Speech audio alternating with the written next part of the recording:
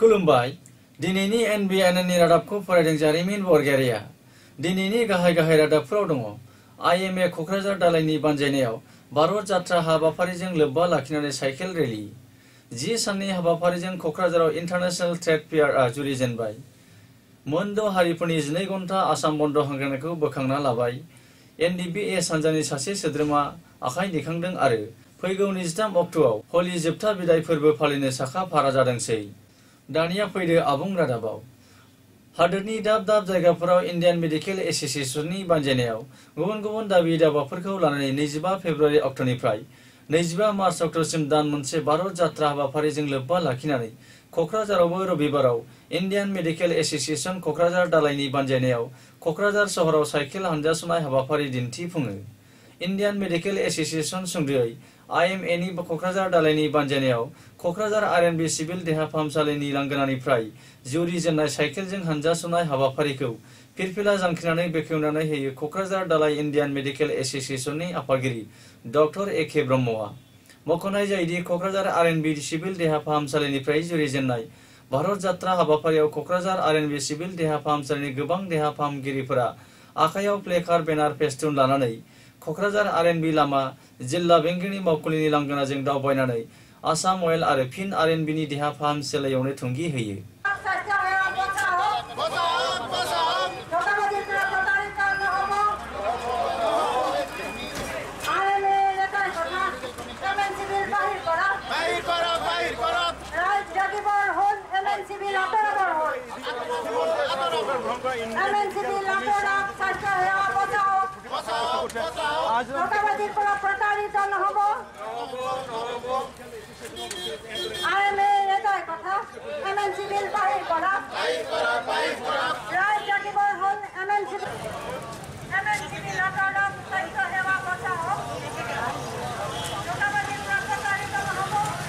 खौरांगिरिजों जानाय मोगामोगिनि समाव कक्राझार दालाय इन्डियान मेडिकेल एसोसिएशननि आफादगिरि डॉक्टर ए.के. ब्रह्मआ बुङोदि भारत सरकारा देहा फाहामगिरिफोरनो मोननांगौ मोनथायफोरखौ सुफुङाखै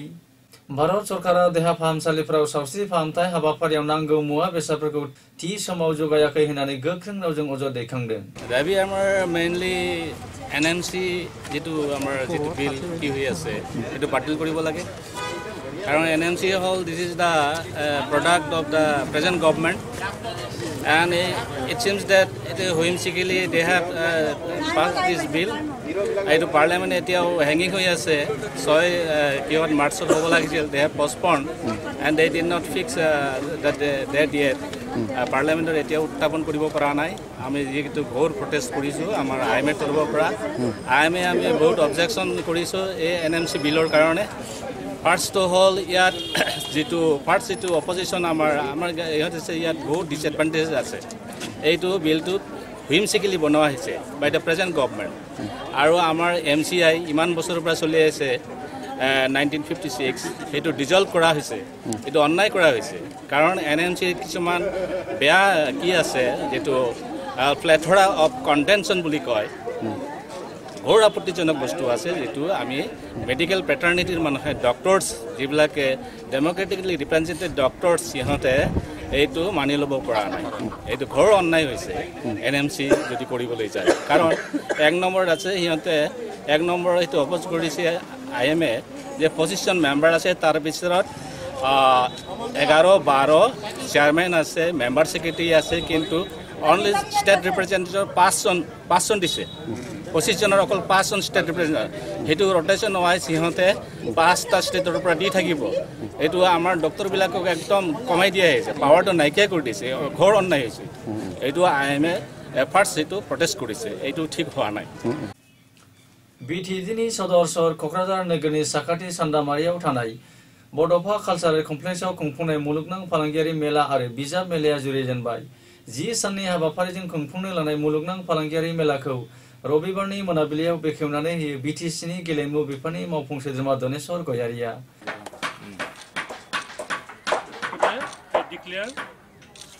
International Trade Fair in Kokrajhar now open.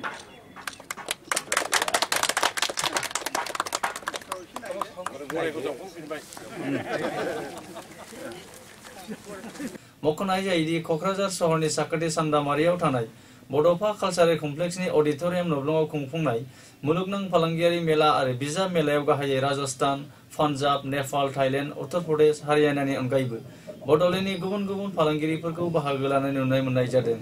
रायखांनो गोनांदि 10 साननि हाबाफारिजों खुंफुंनो लानाय मुलुगनां फालांगियारि आरो बिजाब मेला बेखेवनाय हाबाफारियाव बिटिसिनि मावफुं सोद्रोमा दनेश्वर गयारीजों लोगोसे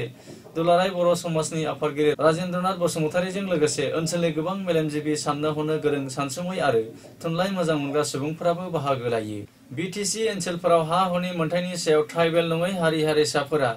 गोसोआव खुद्रिखांनायनि सायाव बिटिसिनि गाहाय खुंगिरि हाग्रामा महिलारिया मोनद' ट्राइबेल नङै हारि हारिसाफोरजों जुथाइ सावरायलायनायनि उनाव बिटिसि ओनसोलाव ट्राइबेल नङै हारिसा हारिसाफोराबो समान मोनथाय होनाय जागोन होननानै बिबुंथि होनायनि उनाव मोनद' ट्राइबेल नङै हारि हारिसाफोर फारियै आख्रासु, आदिबासि, सान्थालि आरो गुबुन गुबुन हारि हारिसाफोरा 12 अक्ट' थामहिनबा समबाराव हांख्रायनाय 12 घन्टा आसाम बन्द'खौ बोखांना लाफिनबाय होननानै आसामनि दैदेनगिरि स्टेफेन लाक्रा आरो आख्रासुनि दैदेनगिरि हितेश्वर बर्मनआ मोनसे रादाब बिबुंसारनि गेजेरजों फोरमायहरदों। क'क्राझार जिल्लानि सिङाव थानाय सेरफांगुरि पुलिस थानायाव रबिबाराव NDBS हानजानि सासे सोद्रोमाया आखाइ दिखाङो। सरकार आरो पुलिसनि सिगाङाव आखाइ दिखांनाय NDBSनि सोद्रोमाखौ सेरफांगुरि पुलिस थानानि सिङाव थानाय कापुरगाव गामिनि थागिबि समेश्वर ब्रह्मनि फिसाज्ला 25 बोसोर बैसोनि रिन्दाव ब्रह्म उरुफे रिंहाब होननानै सिनायथिनाय जादों। मख'नाय जायोदि NDBSनि सोद्रोमा रिन्दाव ब्रह्मआ 2017 मायथाइयाव म्यानमारनिफ्राय ट्रेनिं लानानै फैदोंमोन आरो बिथांनि बिफाया थांनाय 2016 मायथाइनि बालाजान चिनेलियाव सोमजिनाय हिंसायारि जाथायाव गोब्राबै जखम जादोंमोन आरो बिमानैया जिउ खोमानानै लानांदोंमोन होननानै पुलिसनि सुलुङाव फोरमायदों। क'क्राझार सहराव थानाय मौबन सावराय जथुमनि नब्लाङाव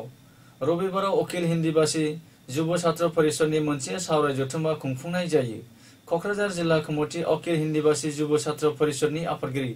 गपाल प्रसादनि मासि सामलायनायाव खुंफुंनाय सावराय जथुमाव गाहायै मिरु कमिटि अखिल हिन्दीबासी जुब छात्र परिषदनि दैदेनगिरि नन्दलाल चौहान, बिजय चौहान, 4 नम्बर वार्डनि वार्ड कमिशनार अरविन्द कुमार शर्माजों लोगोसे अखिल हिन्दीबासी जुब छात्र परिषदनि गोबां मावफारियाफोराबो हाबाफारियाव बाहागो लायो। मख'नाय जायोदि सावराय जथुमानि हाबाफारियाव फैगौ 23 मार्च अक्ट'आव जोबथा हलि फोरबो फालिनो थाखाय सा 3 सोद्रोमानि मावफुं आफादखौ दाफुंनाय जादों होननानैबो क'क्राझार जिल्ला कमिटि अखिल हिन्दीबासी जुब छात्र परिषदनि आफादगिरि गपाल प्रसादआ मोनसे रादाब बिबुंसारनि गेजेरजों फोरमायहरदों। रादाबखौ फोजोबनायनि सिगां गाहाय गाहाय रादाबफोरखौ फिन खेबसे फरायफिनबावदों। IMA क'क्राझार दालायनि बानजायनायाव भारत जात्रा हाबाफारिजों लोब्बा लाखिनानै साइकेल रेली 10 साननि हाबाफारिजों क'क्राझाराव इन्टारनेशनेल ट्रेड फेयारआ जुरिजेनबाय। मोनद' हारिफोरनि 12 घन्टा आसाम बन्द' हांख्रायनायखौ बोखांना लाफिनबाय। NDBS हानजानि सासे सोद्रोमाया गावखौनो आखाइ दिखांदों आरो फैगौ 23 अक्ट'आव क'क्राझाराव हलि फोरबोनि जोबथा फोरबो फालिनो साखा फारा जादोंसै। बेजों लोगोसे जोंनि दिनैनि रादाबा एसेनोसै, गोजोन्थों।